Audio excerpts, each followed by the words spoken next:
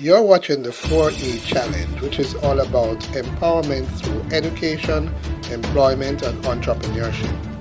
Please subscribe to the channel, like the video, tell us what content you'd like to see, and share with your friends. Now, one of the big turnoffs in Jamaica is that you have to constantly line up for services at the banks, tax offices, and for services such as PA.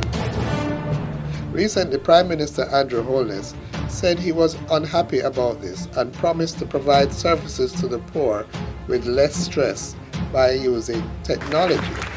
Take a listen. It is always frustrating to me to see our elderly and persons who are on our various social safety net programs lining up, sometimes in lines that are winding through the gate in hot sun, uncomfortable, trying to access government services.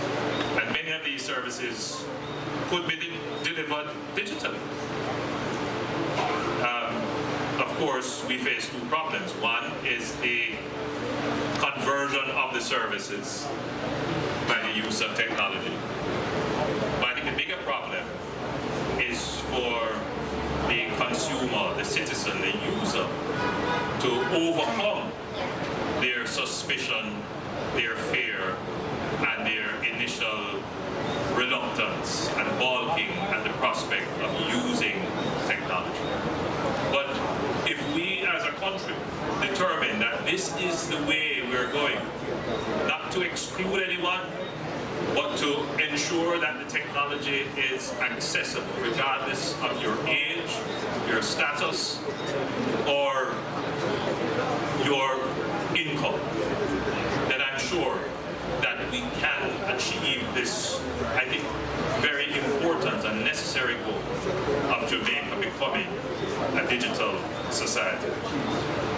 You know, the pandemic accelerated our growth and development towards becoming a digital society. People began to see that transactions could be conducted seamlessly, efficiently online. The government of Jamaica deployed the largest ever one-off social safety net program in the SET program and other such programs. And most of it was delivered online. People registered online using their phones. They gave their information online.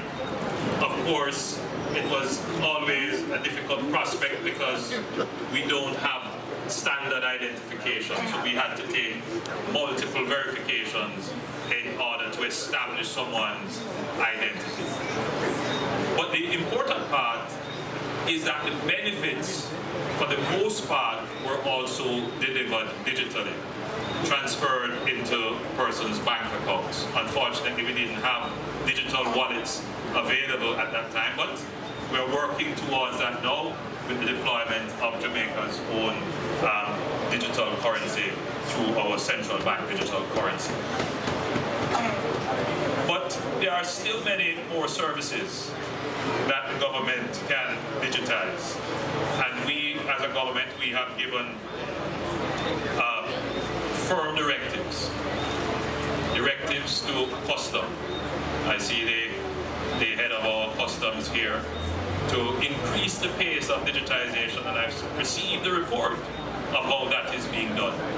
I'm not seeing peak up, but the same directive has been given. We have given directives to the JCF. They have now started to introduce the digital station diary. Right throughout government, we have given the directive that we must digitize.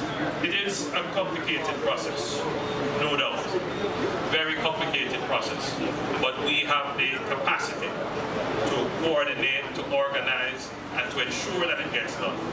And with good partners such as Huawei to give us the technological support, I'm sure that the mission of becoming a digital society is one that we So what do you think? Do you think the Prime Minister is doing a good job? Do you think the government can deliver stress-free services to the poor by using technology? Leave a comment below about how you feel about this. Also, tell us what content you'd like to see. Thanks for watching. Take care until next time.